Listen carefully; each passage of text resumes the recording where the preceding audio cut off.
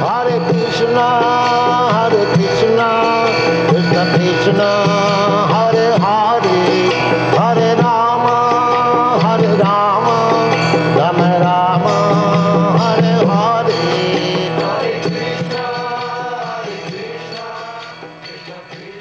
And now Chapter 4, Approaching Krishna, the All-Pervading Truth, from the first canto, 8th chapter, 21st text of the Srimad Bhagavatam.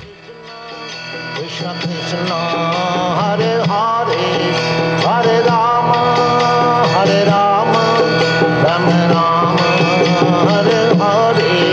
Hare Krishna, Krishna Krishna, Hare Hare.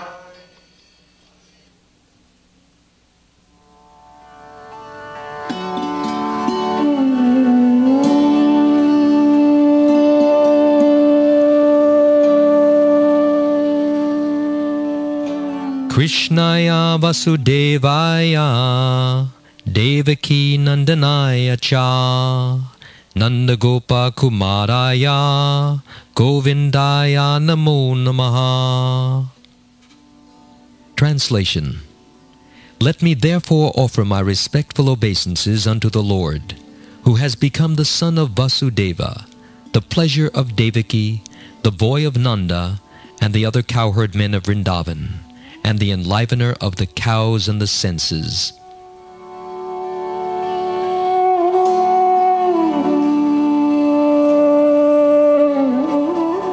Purport by Srila Prabhupada. The Lord, being thus unapproachable by any material assets, out of unbounded and causeless mercy, descends on the earth as He is, in order to show His special mercy upon His unalloyed devotees, and to diminish the upsurges of the demoniac persons. Queen Kunti specifically adores the incarnation or descent of Lord Krishna above all other incarnations, because in this particular incarnation He is more approachable. In the Ram incarnation, He remained a king's son from his very childhood. But in the incarnation of Krishna, although He was the son of a king, He at once left the shelter of His real father and mother, King Vasudeva and Queen Devaki, just after His appearance, and went to the lap of Yashoda Mai to play the part of an ordinary cowherd boy in the blessed Brajabhumi, which is very sanctified because of His childhood pastimes. Therefore, Lord Krishna is more merciful than Lord Ram. He was undoubtedly very kind to Kunti's brother Vasudeva and the family. Had he not become the son of Vasudeva and Devaki, Queen Kunti could not claim him to be her nephew and thus address Krishna in parental affection. But Nanda and Yashoda are more fortunate, because they could relish the Lord's childhood pastimes, which are more attractive than all other pastimes. There is no parallel to His childhood pastimes as exhibited at Vrajabhumi, which are the prototypes of His eternal affairs in the original Krishna Loka, described as the Chintamani Dham in the Brahma Samhita. Lord Sri Krishna descended Himself at Vrajabhumi with all His transcendental entourage and paraphernalia. Sri Chaitanya Mahaprabhu therefore confirmed that no one is as fortunate as the residents of Vrajabhumi, and specifically the cowherd girls, who dedicated their everything for the satisfaction of the Lord. His pastimes with Nanda and Yashoda, and His pastimes with the cowherd men, and especially with the cowherd boys and the cows, have caused Him to be known as Govinda. Lord Krishna as Govinda is more inclined to the Brahmins and the cows, indicating thereby that human prosperity depends more on these two items, namely Brahminical culture and cow protection. Lord Krishna is never satisfied where these are lacking.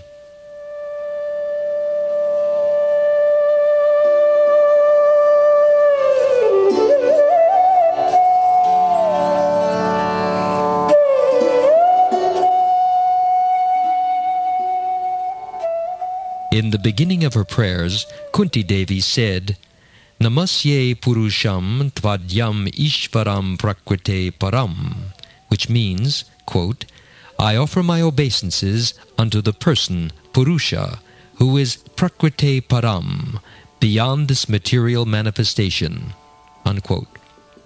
Thus, in the beginning, Kunti Devi gave us the understanding that God is the Supreme Purusha, the Supreme Person. He is not impersonal. He is a person, but he is not a person of this material world or this material creation, and he does not have a material body. This is to be understood. The poor fund of knowledge held by the impersonalists cannot accommodate how the supreme absolute truth can be a person, because whenever they think of a person, they think of a person of this material world. That is their defect. Why should God be a person of this material world? Therefore, in the beginning, Kunti Devi cleared away this misunderstanding by saying that the Lord is Prakrite Param, beyond this material creation.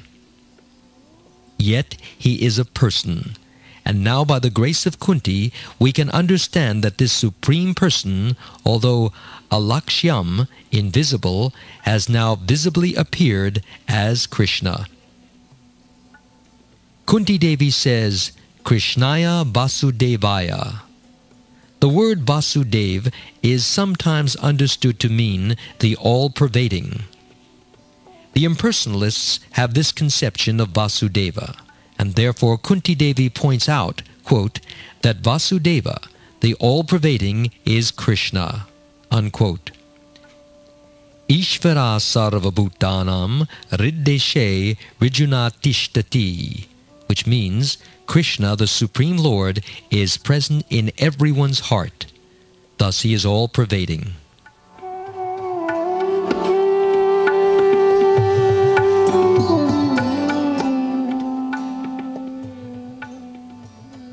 Krishna, the original person, exists in three features: as the Supreme Personality of Godhead, as the all-pervading Paramatma, the Supersoul, and as the impersonal Brahman effulgence. Those who are interested in Bhakti Yoga have no interest in the impersonal Brahman effulgence, which is for common men. If one were an inhabitant of the sun, what interest would he have in the sunshine? That would be most insignificant for him. Similarly, those who are advanced in spiritual life are not interested in the impersonal Brahman effulgence. Rather, they are interested in Purusha, the Supreme Person, Vasudeva. As stated in Bhagavad Gita, this realization of the Supreme Person takes place after many, many births. Bahunam janmanam ante. The Jnanis, the impersonalists, who are attached to the Brahman effulgence, try to understand the absolute truth by dint of their knowledge, but they do not know that their knowledge is imperfect and limited, whereas Krishna, the absolute truth, is unlimited. We cannot approach the unlimited by our limited knowledge. That is not possible. By the grace of devotees like Kunti Devi, we can understand that the all-pervading absolute truth, Vasudeva, Paramatma, is present as Krishna, Krishnaya Vasudevaya. This realization of Vasudeva is not possible for impersonalists very easily. Krishna says in Bhagavad Gita, chapter 7, text 19, Bahunam janmanam ante Jnanavan mam prapadyate Vasudeva sarvam iti samahatma sudurlabha, which means, quote, after many births and deaths, he who is actually in knowledge surrenders unto me, knowing me to be the cause of all causes and all that is. Such a great soul is very rare, unquote. The word Mahatma means broad-minded. One who cannot understand Krishna is not broad-minded, but cripple-minded. If one becomes broad-minded, then by the grace of Krishna, one can understand Krishna.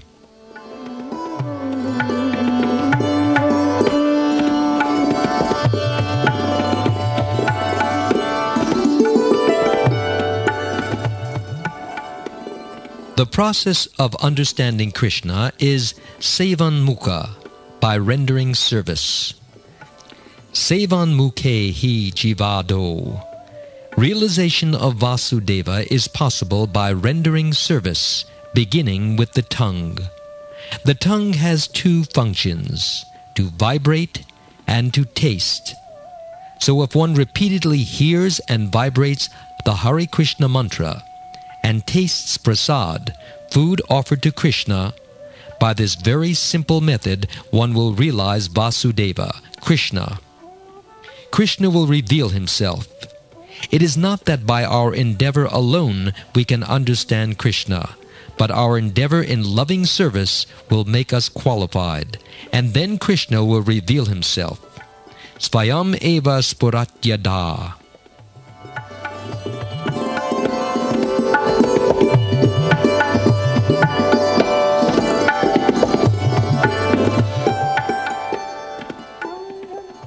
Krishna is very much anxious to take us back home, back to Godhead. But we are stubborn and do not wish to go.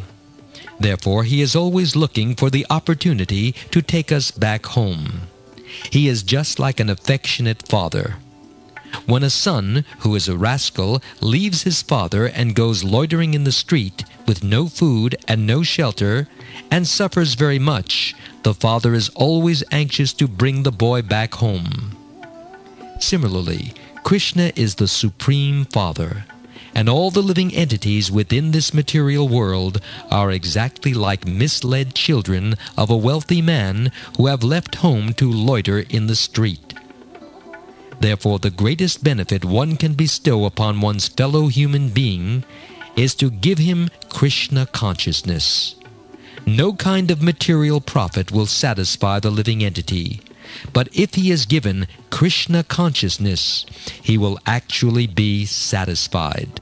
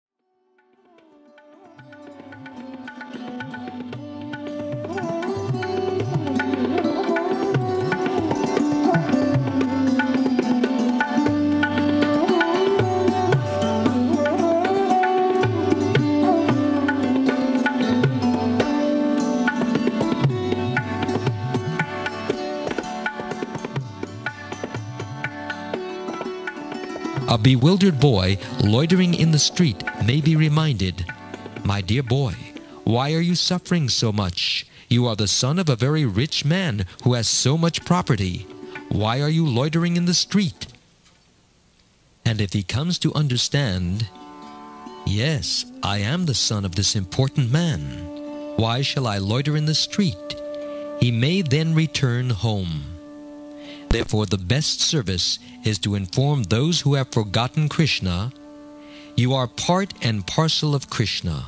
You are the son of Krishna, who is full in all opulence. Why are you rotting in this material world?" This is the greatest service. Maya, illusion, is very strong, but it is the duty of every devotee of Krishna to try to enlighten everyone to Krishna consciousness.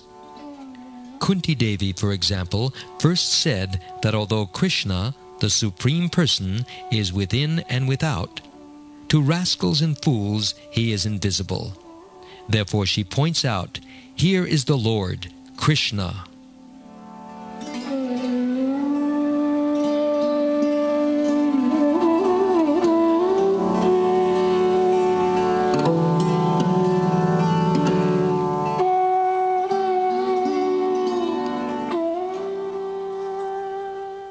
Krishna is the all-pervading Supreme Personality of Godhead, Krishnaya Vasudevaya, but he is very much pleased to become the son of Devaki, Devaki Nandanaya. Devaki Nandana is also mentioned in the Atharva Veda. Krishna comes as Devaki Nandana, and his father is Nanda Gopa, Nanda Maharaj. Krishna likes to be related with his devotees, who act as father and mother. Although here in this material world, we try to make our relationship with the Supreme by accepting him as father, Krishna wants to become the son. He takes pleasure in becoming the son of a devotee. Ordinary men want God as their father, but that is not very pleasing to Krishna, because the son always bothers the father, saying, "Give me this, give me this, give me this." Of course, Krishna has immense potencies by which he can supply as much as everyone wants. Eko bahunam yo vidadati kaman. He supplies food to the elephant, and he supplies food to the ant, so why not to the human being? But rascals do not know this. They work like asses day and night to find bread, and if they go to church, there also they pray, "Give me bread." They are concerned only with the bread problem. Although the living entity is the son of the richest, most opulent person, he has created a bread problem. This is called ignorance. He thinks, if I do not solve my bread problem, if I do not drive my trucks day and night, how can I live? This is the nonsense of our modern civilization. Where is there a bread problem? Krishna can supply unlimited amounts of bread. There are thousands of elephants in Africa, and Krishna supplies food to them. So if he can supply food to the elephants, why not to the human beings? The Bhagavatam therefore says, don't waste your time with this bread problem. Tasyeva heto prayateta kovido nalabhyate yad brahmatam uparyadaha. We should not waste our time with solving economic problems. Economic development is nonsense. Of course, this proposal is very revolutionary, and people may even hate me for it. They may ask, what is Swamiji saying? But actually, it is a fact. This economic development is madness. Suppose one has a rich father and enough food. Suppose one knows, my father is the richest man in the city. Then where is one's economic problem? Actually, that is our position. We have no economic problem. Everything is completely provided. We want water. Just see, there are oceans of water. Of course, we want pure water. And although the ocean has so much water, when water is scarce, we shall have to take help from Krishna, who will evaporate the water and turn it into clouds. And then when the rain falls down, the water will be sweet. Otherwise, we cannot drink it.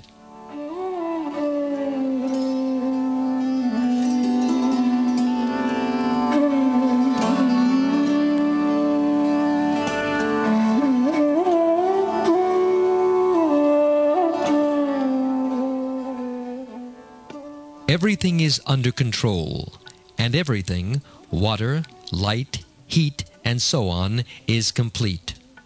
Om Purnam Ada Purnam Idam, Purnat Purnam Udachyate, Purnasya Purnam Adaya, Purnam Eva Vashishyate.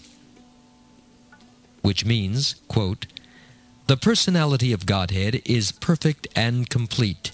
And because he is completely perfect, all emanations from him, such as this phenomenal world, are perfectly equipped as complete wholes. Whatever is produced of the complete whole is also complete in itself. Because he is the complete whole, even though so many complete units emanate from him, he remains the complete balance. Unquote. From the Ishopanishad Invocation. Krishna's stock is never exhausted.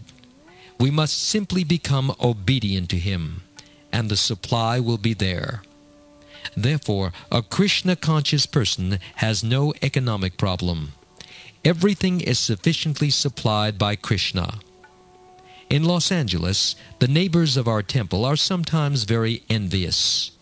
"You do not work," they say to our Krishna-conscious devotees. "You have no anxiety. You have 4 cars. You are eating so nicely. How is that?" Actually, they are right.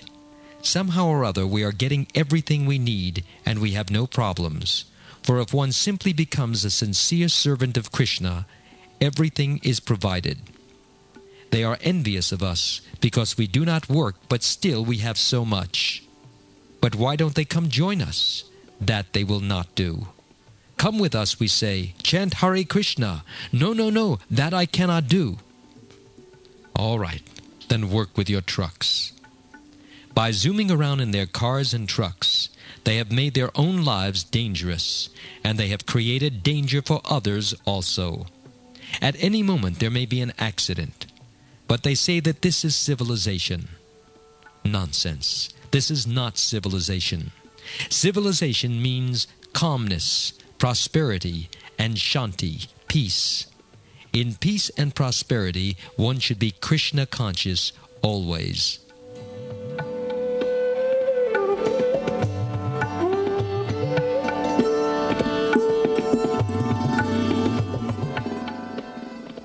People work so hard day and night simply for a little food, not knowing that their food has already been provided. Avidya karma samgyanya tritya shaktir ishyate. From the Vishnu Purana, 6th canto, 7th chapter, 61st text. This material world is full of ignorance, or avidya. Therefore our endeavor should be to become free from this ignorance. It is only for this reason that we should work to come out of ignorance. We are thinking, I am this material body. I have to work day and night, and then I shall get my food and I shall live. This is ignorance. We have lived this life of ignorance in forms other than that of a human being. We have lived in bird life, in beast life, and so on. But now in this life we should be peaceful, calm, and quiet, and should simply inquire about the absolute truth. Jivasya tattva jigyasa, atato brahma jigyasa. That should be one's occupation. We are simply sitting down and inquiring about Krishna. And this is what one should do. This is life. Why should one work day and night like an ass? What kind of life is this? No, this is not life. Therefore the Bhagavatam says to one who is intelligent, or Kovida, quote, "Your life should be engaged for this purpose, for understanding the absolute truth," unquote. Then how will my economic problem be solved? The answer is that the happiness one desires from economic development will come automatically in due course of time. Tal labhyate dukavad anyatha. From the Srimad Bhagavatam, Canto 1, Chapter 5, Text 18. We are looking for happiness. Are you looking for distress? No, sir. Then why does distress come upon you? If you are not eager for calamities and distress, why do they come upon you? According to our karma, our life holds some portion of happiness and some portion of distress. Therefore, if distress comes without invitation, happiness will also come without invitation. We are already destined to have a certain amount of happiness and a certain amount of distress, and we cannot change that. The change we should make, therefore, is to get free from this material condition of life. That should be our only business. According to our karma, we are sometimes taking birth in a higher planetary system as demigods, and sometimes taking birth as cats and dogs, or as germs in stool.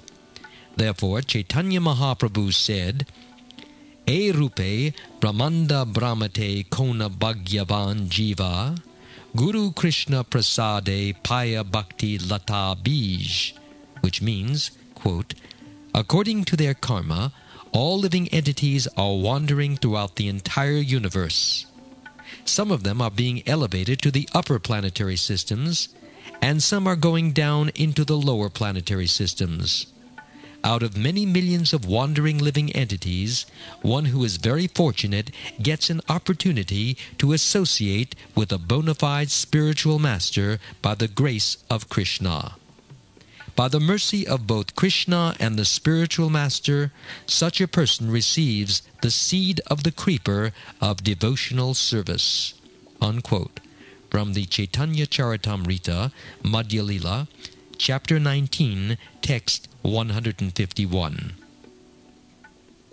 Only a fortunate living entity gets the opportunity to associate with Krishna and Krishna's devotee. And in this way he gets the seed of devotional service, the chanting of the Hare Krishna mantra, and then his life becomes sublime.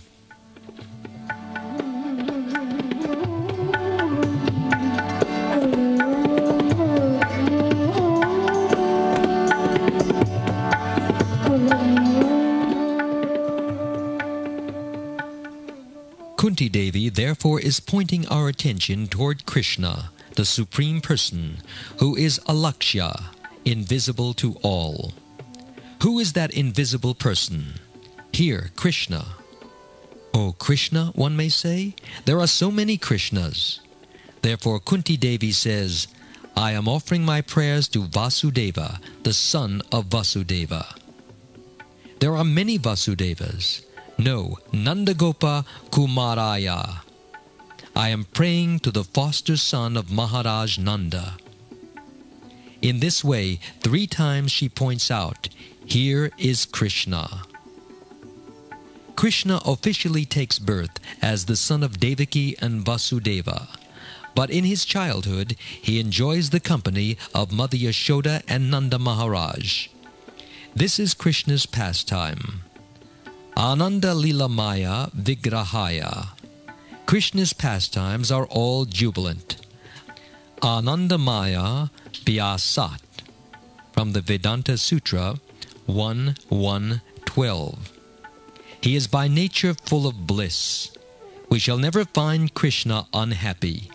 Krishna is always happy, and whoever associates with him is also happy.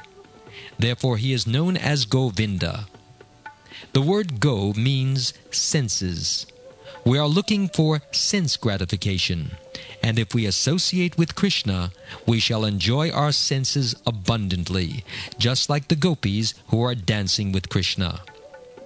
Thus there is no scarcity of sense gratification, but this sense gratification in association with Krishna is not gross sense gratification. Rather, it is the spiritual sense gratification enjoyed in the spiritual world. Ananda Chinmaya Sad Ujavala Vigrahasya. That Ananda, or pleasure, is not the third-class Ananda we enjoy with our bodily senses. Such bodily enjoyment is not Ananda but illusion. We are thinking, I am enjoying. But that Ananda is not factual, because we cannot enjoy this material pleasure of the senses for long. Everyone has experienced that this material pleasure comes to an end. Spiritual enjoyment, however, does not end. Rather, it increases. That is the difference. Ananda Chinmaya Sad Ujavala Vigrahasya Govindam Adi Purusham Tammaham Bhajami. From the Brahma Samhita 5.32. Therefore we have to associate with Govinda.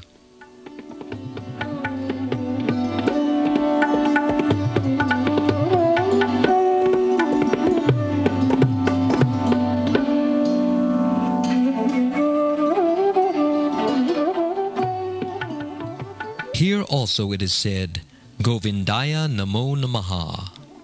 I offer my respectful obeisances to Govinda. The Krishna consciousness movement is so sublime that it puts one directly in contact with Govinda. The worship of the deity of Krishna in the temple is also direct contact with Govinda. Sri Vigrahara Dana Nityanana Sringara Tan Mandira Majinadu. From the Sri Guruvastika prayers, verse number 3. The Vigraha, the deity of Krishna, appears by Krishna's mercy. Because Krishna is alakshya, invisible, he becomes visible to give us the facility to see him. It is not that Krishna is stone, wood, or metal. Krishna is always Krishna. But because we cannot see anything beyond material elements like wood, stone, and metal, he appears in a form made of these elements. But he is neither wood, metal, nor stone. When we associate with the deity, we associate with Krishna personally. Because Krishna is invisible, he very kindly takes a form that is visible to us. This is Krishna's mercy. Do not think, oh, here is a stone Krishna. Krishna is everything, and therefore Krishna is stone also. But he is not the kind of stone that cannot act. Even in the form of stone or metal, Krishna can act as Krishna, and one who worships the deity will perceive that. Svayam eva spurat yadaha. The deity, although apparently stone, may speak with a devotee. There are many instances in which this has happened. I am very pleased, therefore, when my disciples nicely dress the deity, offer the deity nice foodstuffs, and keep the temple very clean. Sri Mandira Marjanadu. Marjan means cleansing. Whether one dresses Krishna or cleanses the temple, the spiritual benefit one receives is the same. Don't think, I am only a cleanser and he is a dresser. No, the person who is dressing the deity and the person who is cleansing the temple are the same, because Krishna is absolute. Therefore, one should engage in Krishna's service in any way, and one's life will be successful. This is the Krishna consciousness movement.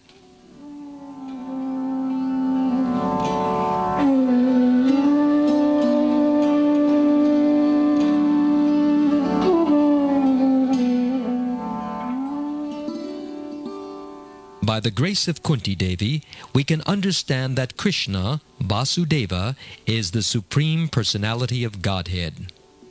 The word Vasudeva also indicates that the Lord is understood when one comes to the platform of pure goodness, which is also called Vasudeva or Vishuddha Sattva. Sattvam Vishuddham Vasudeva Shabditam, from the Srimad Bhagavatam, Canto 4, Chapter 3, Text 23. To understand the Supreme Lord, we must first come to the platform of sattva, goodness. But goodness here in the material world is sometimes contaminated by the lower qualities of ignorance and passion. By hearing about Krishna, however, one comes to the platform of pure goodness. Shrinvatam sva katha Krishna punya shravana kirtana. We should try to hear and chant about Krishna always, 24 hours a day. And in this way, the dirty things will be cleansed from our hearts. It is not that one should only attend a Bhagavat Saptaha, an official reading of Srimad Bhagavatam for 7 days. That is another form of exploitation. In the Bhagavatam it is said, Nashta prayash vabhadreshu nityam bhagavata sevaya. The word nityam means daily, or 24 hours a day. One should always read Srimad Bhagavatam and carry out the order of one's spiritual master. The word Bhagavat may refer either to the spiritual master or to the book Srimad Bhagavatam. So one should always serve the person Bhagavat or the book Bhagavat. Bhagavat Yuttama Shloke Bhaktir Bhavati Naistiki. Then one will be fixed immovably, Naistiki, in devotional service to the Supreme Personality of Godhead. In this way, one should realize the benefits of the Krishna consciousness movement by the prescribed spiritual process and try to distribute these benefits to other people. To awaken the dormant Krishna consciousness of others is the greatest welfare activity in the world. We can actually see that devotees who were not Krishna conscious 4 or 5 years ago have been awakened and are now Krishna conscious. Similarly, others can be awakened also. There is no difficulty. The process is the same. By following in the footsteps of devotees like Kunti, we shall be able to understand Krishna's identity. For example, we may ask a person's identity by asking, "What is your father's name?" So Srimad Bhagavatam presents God with his father's name, his mother's name, and even his address. We are not impersonalists with a vague idea of God. If one takes advantage of the Krishna consciousness movement, one can understand God perfectly and completely.